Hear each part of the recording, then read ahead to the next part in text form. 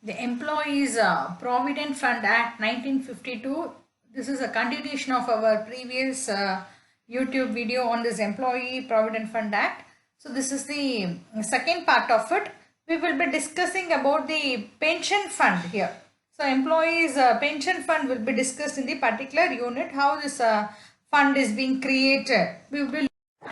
So the employee pension scheme is called as EPS, and a person who is a member of this employee provident fund will be getting pension benefits when they retire. So at the age of 58, so this retirement is purely depend upon the nature of the employment and the sector of employment.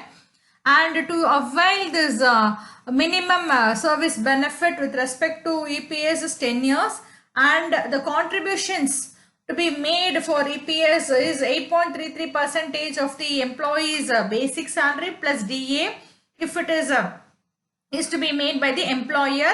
And regarding this form 10D can be filed in order to apply for monthly pension on retirement age at 58 has been taken here.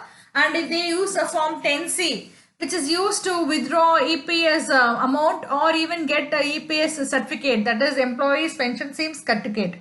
Suppose the employee who has been the member is no more, or is called as a deceased employee, then the benefit is given in the form of monthly pensions to his widowed wife or the children, and the member can also withdraw the amount if he is not completed 10 years of service at the age of 58. So this particular act, what we have seen is the glance of the particular act. So the scheme has been enacted in the year 1995. So this is the one of the main act which is given, that is social security in the form of long-term protection and also a financial security to its employee at this retirement or in case of premature death. It is given to his family members. So the amount what has been contributed by employee is 8.33%. This is fixed. Regarding this scheme, it is compulsorily for all the existing members who are becoming the members of the employees provident fund scheme. So a person who is contributing for EPF will be also contributing some percentage to the employees pension scheme. And the eligibility is a monthly pension is given to employees on retirement in case of widow on the death of the member, and it is given to the children who are below the age of 25 years. Then monthly pension is also depending upon the permanent total disablement has happened during this service. So the scheme, as I told you, we have come into existence in the year 16th November 1995, and it is covering the benefit which is called a social insurance scheme, and it is formulated following the actual principles in order to ensure long-term financial sustenance of the employee. It is covering the employee who is already covered under the employment provident fund. So a contribution is made for employee provident fund. Out of that, a percentage is contributed for the employee pension scheme 1995. And the benefit is the pension is given in case of disablement or at the time of retirement. Suppose the employee is no more, then his widow or children may not suffer due to financial implications. So this pension is being partly given to them on the monthly basis, and for children up to the age of 25 years. Or even to his dependent parent or to the nominees who have been as a case may be. And contribution is, as I told you, there is no need of separate contribution. The amount which is being contributed, that is 8.83%. That is why I have highlighted here for your understanding. So we are taking this financial resources by getting the amount from partially diverting the fund from provident fund.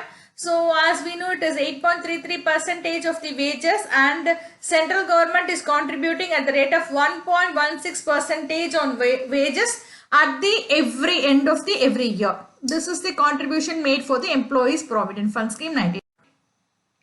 Now this is the components of the employee provident fund account. So as we know, the contributions is made Mandatory is 12%, and if you want you can even make more contribution, but the mandatory contribution will be taken only for this allocation of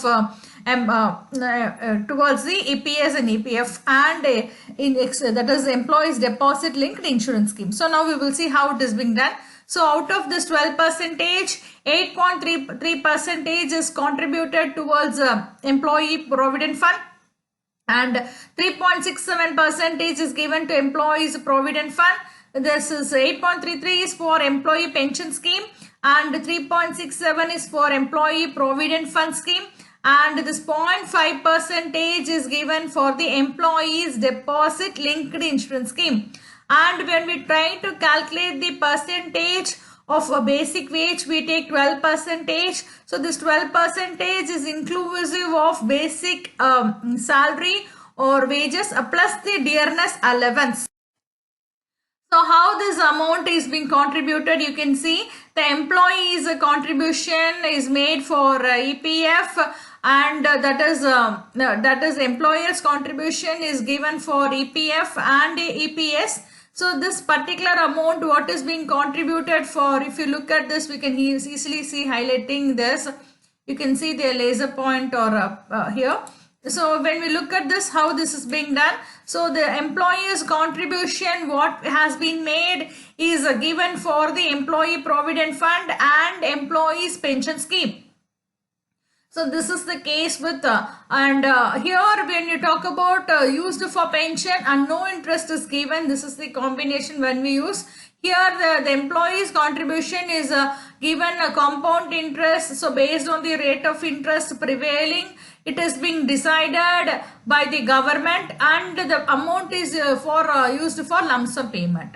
So here this is employee provident fund. So here this is 12% of basic minus the contribution which is made for EPS contribution, and they are taking 8.33% of basic salary or rupees 1,250. The case may be, so as I already told you, whichever is least that will be taken for consideration.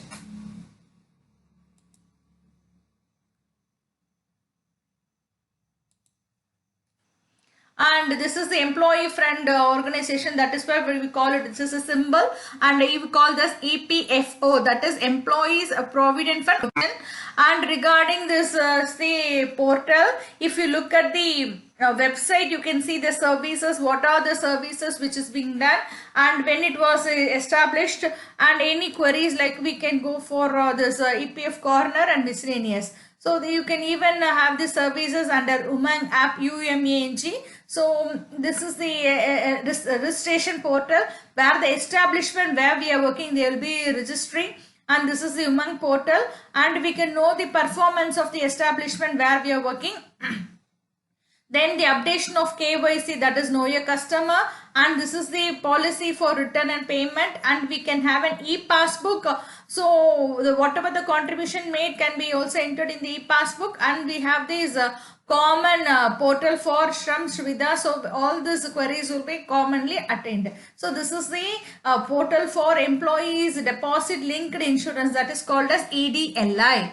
So this is coming under the Ministry of Labour and Employment, Government of India. So this is the website, and if we are being establishment, then you will have your registration portal, and you can know all these details, and even you have this app for this that is called as an Umang app, where you can get all these details over here. And this is with respect to employees deposit linked insurance. The applicability is the scheme came into existence in the year 1976, and it is covering all the establishments which is already covered under the EPF, that is Employee Provident Fund and Miscellaneous Provision Act, and we call this employee deposit linked insurance in a shorter form as EDLI.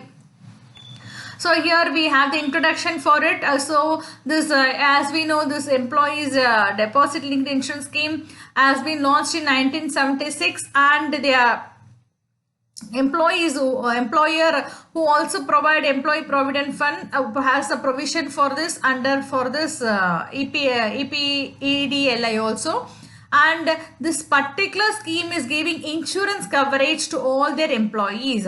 Now the subscription is, how do they get the subscription? Already I told you, this EDLI scheme is clubbed and linked with the EPF scheme and EPS scheme. That is, when we make a contribution for employee provident fund, a percentage is allocated for this EDLI and EPS scheme. So all employees who are subscribing for this employee provident fund scheme will be automatically enrolled to this employee deposit linked insurance scheme, and it is giving insurance coverage to all their employees. That is why this scheme is very, very important. And what are the rules for this employee deposit linked insurance scheme?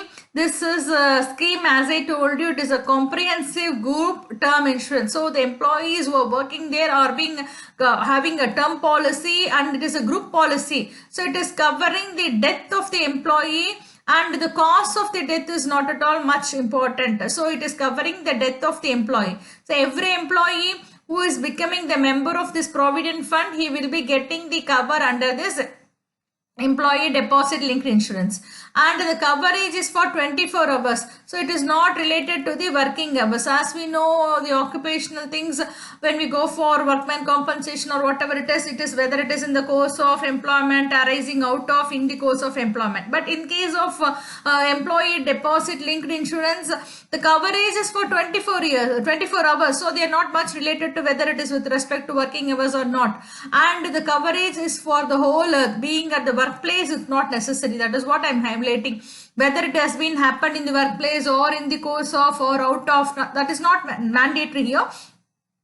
The employee, if he is having some risk, and the risk is due to the risk is the death, means it is covering under the act. That is the importance of this employee deposit linked insurance. And this particular link is insurance is linked to the pay of the employee. So they are paying, and premium is similar to every employee. So age or individual factor is not making any difference over here. So whenever you are becoming an employee, you have to pay the amount. So there is no difference based on the premium. You can increase the premium, decrease the premium. No such cases not at all add up. And age is not also a factor over here. When you are becoming an employee and you are contributing for EPF, automatically you are enrolling yourself for the EDLI scheme. And the premium amount is common for everyone, and the same amount death compensation will be also, the amount will be same. So we don't take any premium as a factor we can increase or decrease. Same way, individual age is not also a factor for deciding the amount of compensation. Then the applicability is, as I told you, it is compulsory for all the existing members who are being enrolled under the EPF scheme. So the benefit here, the life insurance benefit is only covering the death coverage of the employee, and this is calculated. So rupees 6,500, that is 0.50 percentage of EDLI on total EDA slab, that is 6,500 wages, and the amount is transferred to EDLI fund. And same way 0.01 percentage is the administrative charges, which is calculated on the total EDLI. So whenever there is an administrative charges, it is applicable for the employees. So this is as mentioned earlier, on death of a member, the family members or nominee can claim for the employee deposit linked insurance, and the maximum amount which is payable is 60,000, and the nominee, as I told you, has to apply through the employer only. So no amount is taken from the member for this facility, and employer has to do everything, that is he has to contribute for all these administrative things, and the amount is payable to the deceased member of the family is 60,000, and they have to have an average provident fund balance based on his salary and service, and they have to calculate based on this salary and service factor. So this is the claim form. So I have taken example for form. This is for your explanation. Form 5F, IF is used, and it is to be separately filled by each claimant. So in case of claimant is a minor, it should be filled by his guardian or someone on his behalf. When we have more than one minor, then guardian can claim in one form on their behalf. So we have to give all this detail, that is date of death, the name and address and factory establishment where the member had already worked the last employment, and what is the name of the deceased. All this case should be specified. So what is the difference between pension and provident fund? This is a very important question where you have to understand the difference. So as far as the pension fund is concerned, we know it is only given at the time of retirement, or it is for retirement benefit. So it is paid like as gratuity is paid. So gratuity, we know this is paid at a lump sum based on the number of years of service you put in an organization, and it is annuity. So this is pension fund is annuity fund, which is always computed in for the monthly pensions. So regarding the provisions of this pension fund act, it is only 1/3 of the accrued pension interest of the member may be paid as gratuity. So 1/3 is paid as a gratuity lump sum, and the remainder, as I told you, is called as a commuted pension, which will be paid monthly annuity, and it is called as a monthly pension. So as far as the provident fund is concerned, we know provident fund is paying gratuity lump sum benefit upon the exist of the, that is he is existing the organization or retirement without any requirement to commute a portion. So it is totally paid, so in the form of monthly pension. So how much given, that is the contribution, who is giving this, how much? As I told you, the employer thing is employee provident fund is 12% contribution by the employee, and the employer is giving 3.67%. And regarding this EPS scheme, employees pension scheme, employee do not contribute, but employer is contributing 8.33%. Then regarding this employees deposit linked insurance scheme, the contribution is nil from the side of employee, and the contribution is a 0.5% made by the employer side. Then regarding the employee provident fund administrative charges, 1.1% is paid by the employer, and for this EDL administrative charges, that is employees deposit linked insurance scheme, the administrative charges is 0.01%. Even this is paid by the employer. So based on the years of service, they go for the proportionate wages at the time of existing the organization, the exit of the organization. So if he is having 5 years of service, the proportion of wages will be 5.28, and if it is 9 years of service, then have the 9.88%. So this is with respect to the administration of schemes. When we look at the structure of EPF, that is Employee Provident Fund Organization, we have the central board, and we have a chairman, we have a vice chairman, and there are 5 central government representatives, 15 state government representatives, then 10 persons from the employee side and 10 persons representing the employer side. So this is the constitution of the central board. Regarding the executive committee, we have a chairman, we have a central Provident Fund Commissioner, and we have 2 central government official representatives, 3 state government official representatives, 3 employer representative, and 3 employees representative. So when you look at this employer and employee, there is an equal weightage for both employer and employee representative. And regarding the schemes, so what are the administration has been done of the scheme? We have to look into the functions of the central government, audit of the accounts of the central government. Then we have the board of trustees to the body of corporate. Then we have the executive committee, and regarding this executive committee, we will see then the constitution of the executive committee, then membership of the executive committee, state board, appointment of officers, appointment of financial advisor and chief accountant. So we will see each one things. As for the functions of the central board or central thing is concerned, we have the central government, and based on the official notification, they are constituting a board which is called as the Central Board for Administrating the Employees Provident Fund Scheme and the Employees Deposit Insurance Scheme. So the scheme, it is coming under the purview, and we have the chairman, as I told you, and we have the Central Provident Fund Commissioner, who is called as an ex officio, and we have a representation of 15% persons appointed by the central government among its officials, and we have 15 persons, not more than 15 persons, who are by the state and central, and we have the, as I told you, 10 persons representing employers of the establishment and 10 persons representing the employees in the establishments.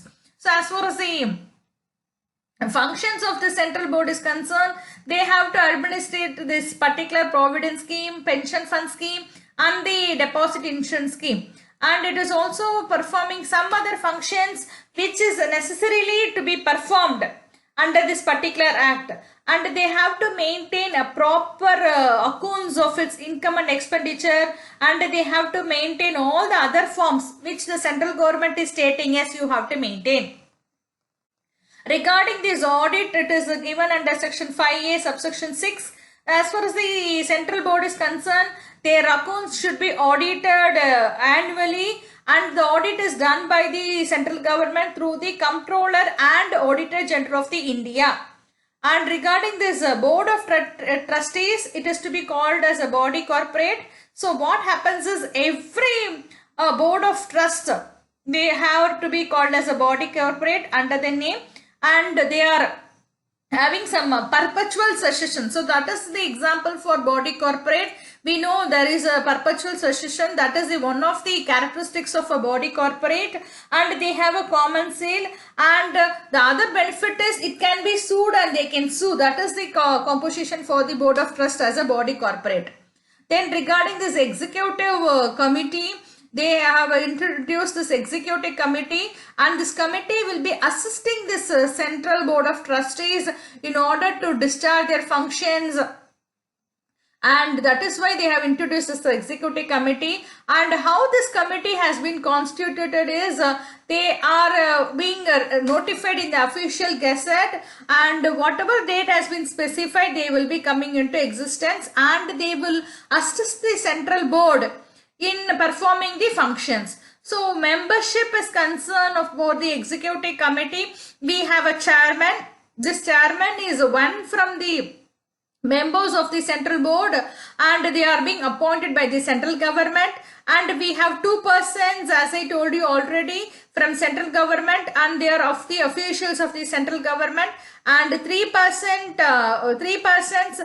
from the central government, and it is the representations made by the state government. The appointment is 3 persons are made by central government, but they are being represented by the state government, and we have 3 persons from the employer side and 3 persons from the employee side, as we have already seen the structure in the prior PPT.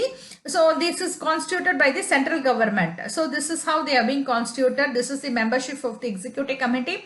Regarding the state board, this state board is also empowered by the central government only, and we have a board of trustees, and this board of trustee is called as the state board, and this is being done with the consultation of the concerned state, and it is also notified in the official gazette, and they perform the duties what has been given to them by the central government. So whatever duty are being assigned to the state board by the central government, they will be performing those duties. So each, as I told you, for each state they have a state board, and this is being constituted by the central government central board, and the central board will be sending some amount, that is the credit to this provident fund of all employees to the particular state. So after the amount is constituted, they are giving a separate provident fund account for the particular state, and that particular state can administer that particular board.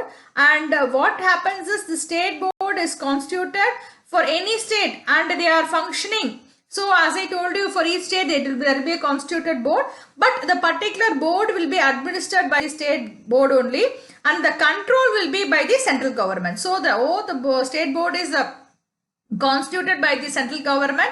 It is also controlled by the central board, and we have a regional committee for this state, and that is also giving advice to the central board, and whatever the matters are being referred to central board, it should be dissolved by the state board which is constituted.